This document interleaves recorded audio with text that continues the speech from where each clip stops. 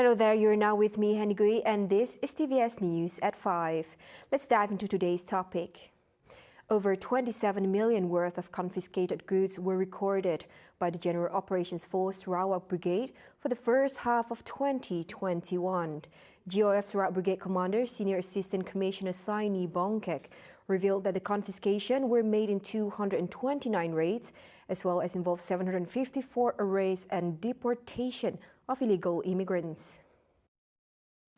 According to him, contraband cigarettes make up the bulk of the confiscations, valued at 16.3 million ringgit, followed by timber at 4.9 million ringgit and vehicles at 4.4 million ringgit. All the seizures were made statewide under Op Libas, Op Contraband, and Op Bersepadu Khazanah.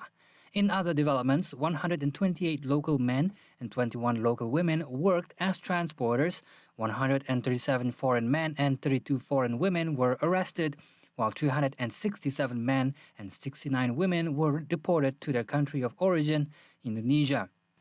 All arrests and seizures were made under the Immigration Act 1963, Customs Act 1967, Dangerous Drugs Act 1952, Anti-Trafficking in Persons and Anti-Smuggling of Migrants Act, Sarawak Forest Ordinance 2015, Sarawak Wildlife Protection Ordinance 1998, and other relevant acts. The transporters are believed to be paid a minimum of 300 ringgit for every trip of bringing in illegal immigrants into national borders by foot and vehicle. Saini also noted that the syndicate often changed up their modus operandi on journeys and temporary transits. Syrian is often the hotspot for illegal immigrants entering the country, owing to high employment opportunities in the manufacturing, agriculture, and construction sectors, as well as other factors that ensure safe and comfortable livelihoods. Now, certainly the COVID-19 pandemic hasn't been easy for everyone, and yet it is a time we see inspiring stories of people looking out for one another. One of the community organizations to come out during this trying time is Kuching Food Aid, a community-based initiative helping out those badly affected and most in need. Waiting for us on the other line is Chantel Lee, founder of the community initiative Kuching Food Aid. Right, Chantel, could you tell us a bit about Kuching Food Aid?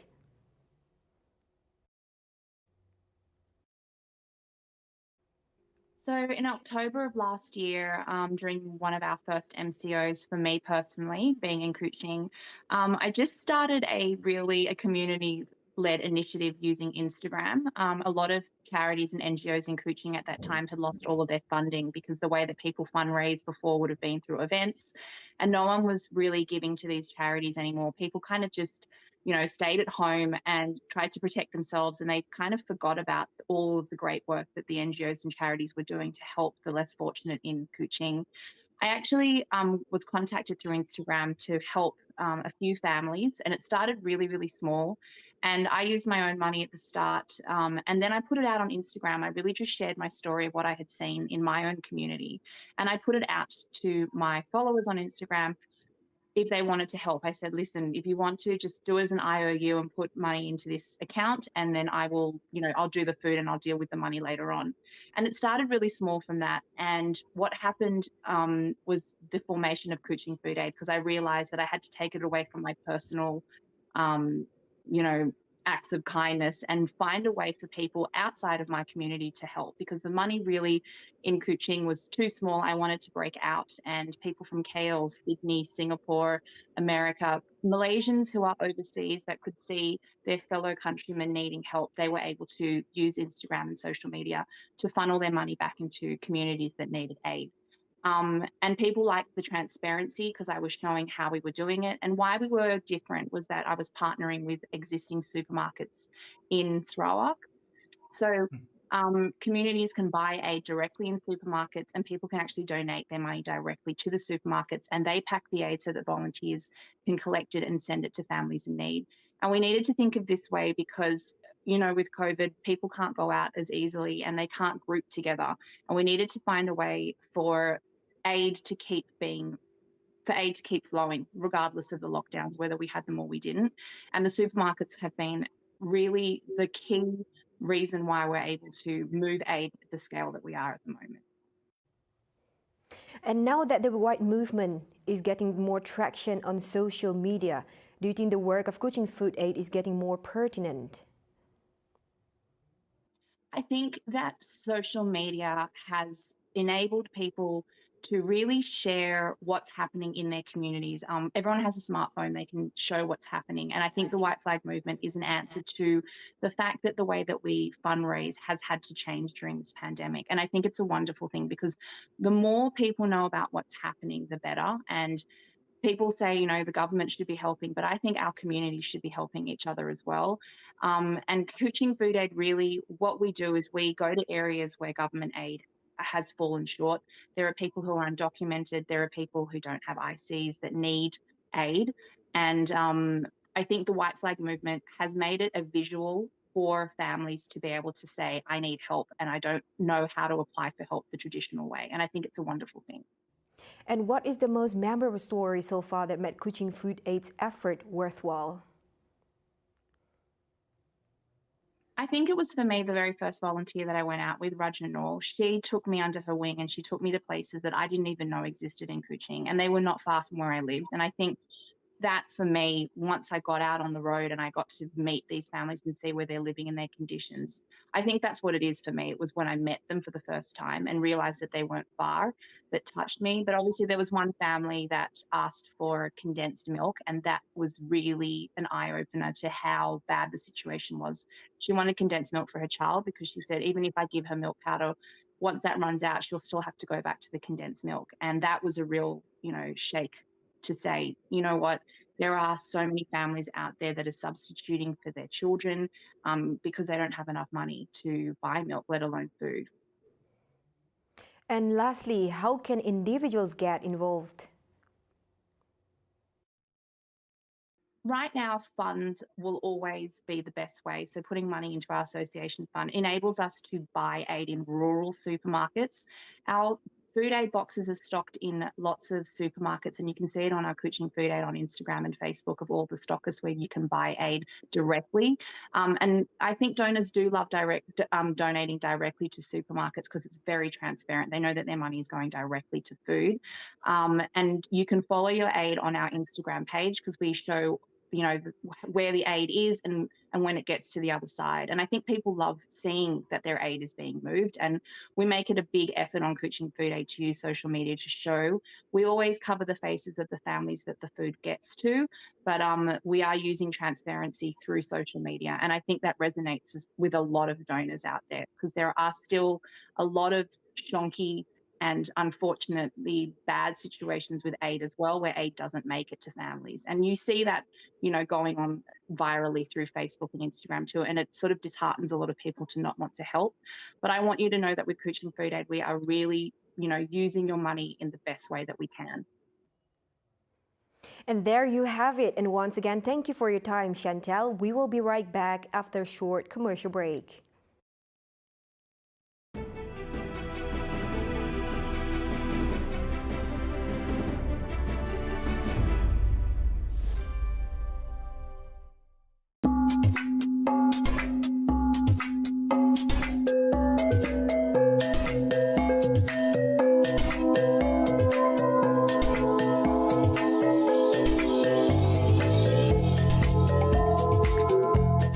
Aku Priscilla John. Aku Studawi. Anda nak ingat bila dengan kami duai bak program Panggal Kitai. Nintiang hari Minggu pukul 3 lemai bak TVS channel 122 Astro ngau My Preview. Berperandau Seraya berpindang.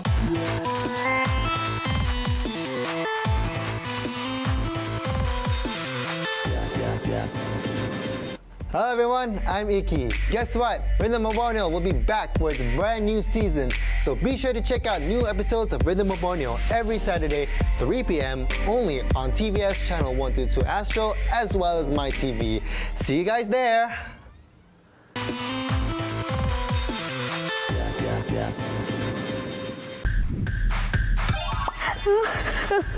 Tapi aku tak nak kacak.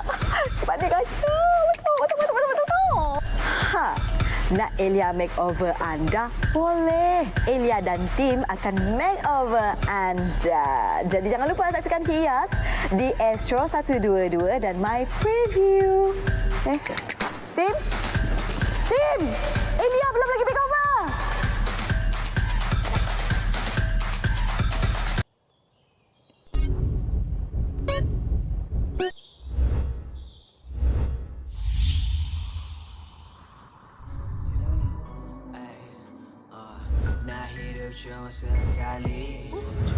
Jangan lupa saksikan hasil-hasil setiap Sabtu 1.45 petang hanya di TVS saluran 122 Astro and My Preview.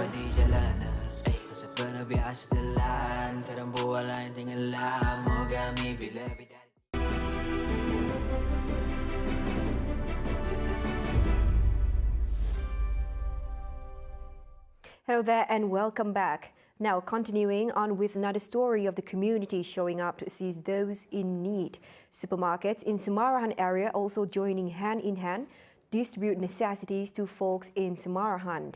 Organised by Kota Semarang Municipal Council, the necessary goods were distributed at Imat Summer Mall, witnessed by Tourism Minister Dato' Abdul Karim Rahman Hamzah. Our correspondent Lorenzo Isaac is on the scene to walk us through the event. Go ahead, Lorenzo. Thank you, Henny Goy. Right now, I'm at Summer Mall witnessing the free food campaign giving out to all the communities in Semarang. Right now, here with me is Dato' Sim Kiang Chio, the chairman for organization Food Pantry. He will be explaining all of the programs, tentative, and there will be a few questions I'll be asking as well. Okay, Dato', what inspires you into giving all this free food to the public? Okay, this pandemic, we have gone through about 16 months. And this 16 months of lockdown, semi-lockdown, a lot of people encounter a lot of problems. Our state government, federal government has given a lot of help, cash hand out, food aid.